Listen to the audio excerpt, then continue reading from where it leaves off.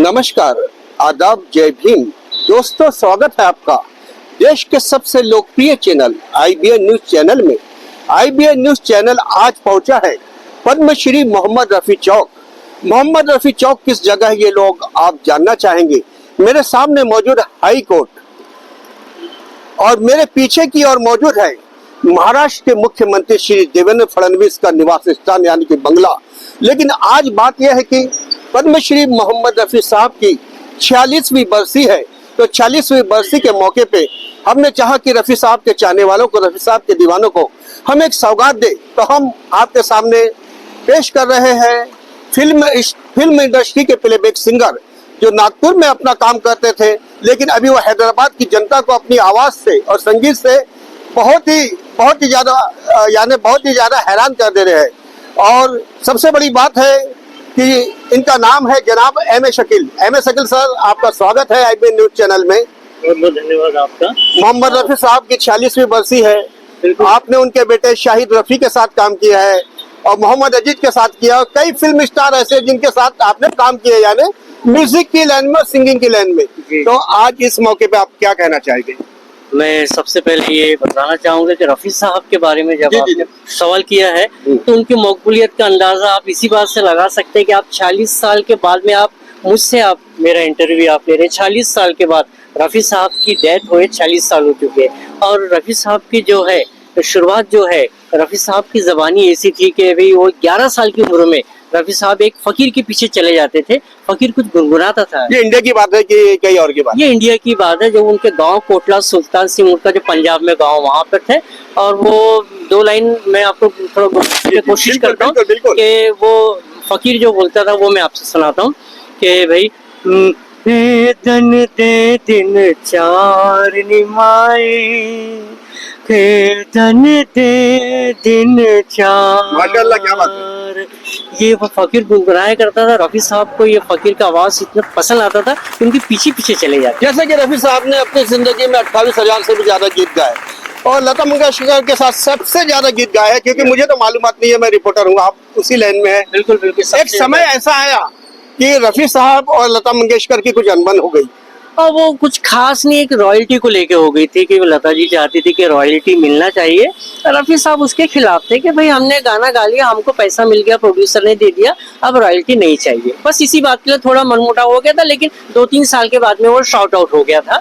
और उसके बाद 1968 में बहुत शानदार गीत मिला रिटर्न हम लोग को, रफी साहब और लता जी का। यहाँ दिल पुकारे आरे आरे। अच्छा, और वैसे तो उन्होंने, हमने सुना कि हिंदी फिल्मों में भी गाया, मराठी फिल्मों में भी गाया, और कौन सी भाषाएं जो रह गई जो पब्लिक को नहीं मालूम है? बहुत सारी, तकरीबन सभी भाषाओं में, तमिल, तेलुगु, मलयालम, बांग्ला, छत्तीसगढ़ी, अरबी, इंग्लिश, सभी भाषाओं में गाया उन्होंने रफी साहब ने। लेकिन हम लोगों को कुछ ही भाषा का हमको याद है कि भी मराठी में है ये, लेकिन ऐसा नहीं है, हर भाषा में रफी साहब ने गाया है। जी हाँ। रफी साहब जैसी हस्ती आज, रफी साहब को यानी पैदा हो से एंडिंग के समय तक, आज के दिन तक 102 साल हो चुके हैं। तो रफी साहब जैसा कि किसी ने कहा है कि हजारों साल नरगिस अपनी बेनूरी पे रोती है, तब जाकर पैदा होता है चमन में दीदावर पैदा। तो दूसरा मोहम्मद रफी क्यों नहीं हो सकता? दूसरा मोहम्मद रफी इसलिए नहीं हो सकता है कि भाई वो एक रफी साहब को जो है कहते हैं कि भाई खुदा की आवाज थी। उनको जो दुनिया में जो आए वो, और वाकई बहुत सीधे और सज्जन पुरुष थे। उनको व्यवहारिक कुछ भी नहीं पता था रफी साहब को, सिर्फ गाना जानते थे बस। और M.A. शकील सर, आप प्लेबैक सिंगर है, आपकी आवाज देश के कोने कोने तक पहुंचती है। मैं आपसे जानना चाहूँ कि रफी साहब जैसे सिंगर को यानी कौन कौन से अवार्ड मिले? उनको रफी साहब को तकरीबन बहुत सारे अवार्ड मिला, नेशनल अवार्ड मिला, पद्मश्री अवार्ड मिला, और ना जाने बहुत सारे अवार्ड मिले। तो गोल्डन जुबली, सिल्वर जुबली होती थी, वो थे। और लेकिन जो सबसे बड़ा जो अवार्ड मिला है वो पब्लिक का प्यार मिला है रफी साहब को, कि 40 साल के बाद में भी जो है, आज मैं समझता हूँ पूरे वर्ल्ड में रफी साहब के नाम से शोज हो रहे हैं। क्या बात है, क्या बात है। और ऐसी क्या कमी रह गई है कि रफी साहब को अभी तक भारत रत्न क्यों नहीं मिला? भारत रत्न के लिए क्या आप जैसे सिंगरों ने, संस्थाओं ने आवाज उठाई है? बिल्कुल बिल्कुल, सभी, मैं ही नहीं, मेरे साथ में हमारे नागपुर से लेके, बम्बई से लेके, और वर्ल्ड में बहुत सारे लोगों ने कहा कि भी भारत रत्न दिया जाए। लेकिन अवार्ड देना जो है ये जनता की ख्वाहिश जरूर है, लेकिन अवार्ड देना गवर्नमेंट के हाथ में है। जब वो डिसीजन लेगी, जब वक्त आएगा, तो इंशाल्लाह भारत रत्न अवार्ड भी रफी साहब को मिल जाएगा। फिलहाल तो विश्व रत्न है। विश्व रत्न है, वेरी गुड, वेरी गुड। तो वो अवार्ड, जी हाँ, जी हाँ, बिल्कुल बिल्कुल।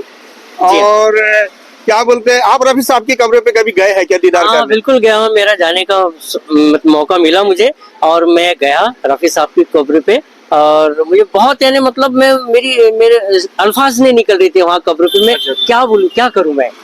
रफी साहब कैसे व्यक्तित्व थे, हाजी थे, नमाजी थे, क्या थे, उनका कैरेक्टर क्या था? बिल्कुल बिल्कुल, बहुत, मैंने कहा ना, बहुत सीधे, एकदम सादे पुरुष थे, जिनका यानी दुनियादारी से उनका कोई लेना, लंदी फंदी उन्हें कुछ पार्टी भी नहीं वगैरह, आता, बड़ी बड़ी कुछ पार्टी नहीं, होती कुछ थी, नहीं, गोल्डन जुबली हो रही है, सिल्वर नहीं, जुबली हो रही नहीं, है, कहीं कहीं जाना दारुओं का दौर चल रहा है। कभी पसंद नहीं, कभी नहीं, और कुछ भी नहीं।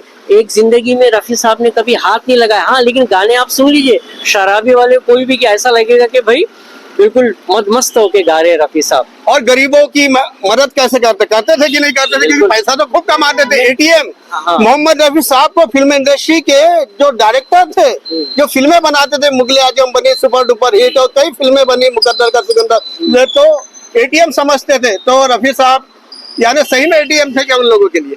नहीं, एटीएम आज की भाषा में एटीएम हो सकते, यानी लेकिन जीरो से हीरो बन जाता था बिल्कुल डायरेक्टर। बिल्कुल, वो जो है, कई यानी डायरेक्टर जो फिल्म म्यूजिक डायरेक्टर से पैसा भी नहीं लेते थे, कभी 1 रुपए लेके गा देते थे, कभी वैसी फ्री में गा देते थे। बस सिर्फ उनका काम था गाना, और अप्रिशिएट करते थे कि भाई आप और अच्छा संगीत बनाइए।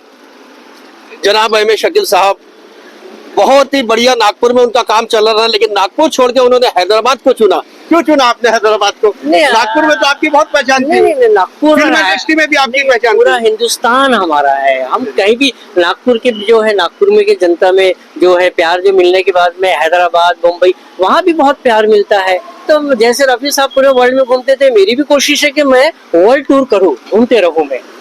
एम ए शकील साहब, जैसे कि आज जो हम गाने सुन रहे हैं, जो भी गाने सुन रहे हैं, तुझको मिर्ची लगी है, कैसे भी जो गाने हैं, तेरी पैनी भी सेक्सी, सर भी सेक्सी, अगर रफी साहब जैसी हस्ती शख्सियत आज होती तो क्या सोचती? नहीं है, रफी साहब तो खैर इससे तो कोसों दूर रहते। जब रफी साहब हयात थे, तभी ऐसा दौर आ गया था कि वो खुद दुखी थे, और संगीतकारों से कहते थे कि भाई आजकल जो है मुझसे जो गाने गवाए जा रहे हैं, वो मेरे गले तक ही रहते हैं, मेरे दिल तक नहीं उतरते हैं। उस वाह, जमाने क्या से ही शुरुआत हो गई थी इसकी, और आज 40 साल में तो करीब करीब वो खत्म सा हो गया है, लेकिन रफी साहब जिंदा रखे हैं बिल्कुल। माशाल्लाह। भारत रत्न के लिए क्या आप आवाज उठाएंगे? बिल्कुल बिल्कुल, उठा रहे, हमेशा उठाते रहेंगे, जब तक भारत रत्न ना मिल जाए, बिल्कुल आवाज उठाते रहेंगे।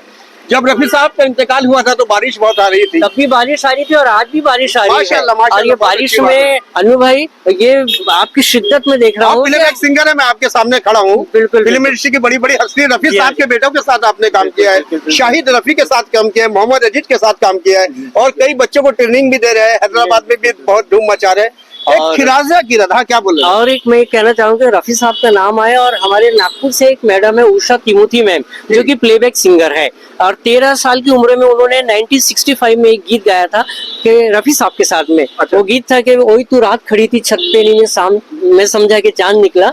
और उषा मैडम से भी जब मैं मिलता हूँ तो मुझे बहुत सारी बातें बताती है। अभी वक्त कम है, नहीं तो आप पूरी रात चले जाएगी, मैं आपको इतनी बातें बतला सकता हूँ जो कि मुझे उषा तिमोथी मैम ने रफी साहब के साथ मतलब जो उन्होंने टूर के 20 साल उनके साथ रही।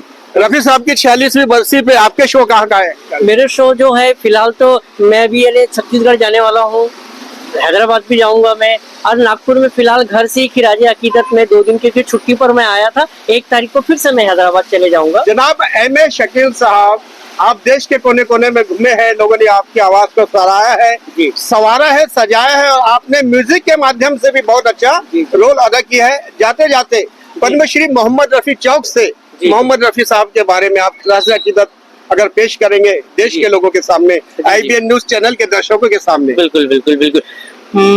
तेरे आने की आस है दोस्त, शाम फिर क्यों क्या बात है? उदास है दोस्त, महकी महकी फिजा ये कहती है तू कहीं आस पास है दोस्त, तू कहीं आस पास है दोस्त। बहुत ही बढ़िया नगमा आपने सुनाया।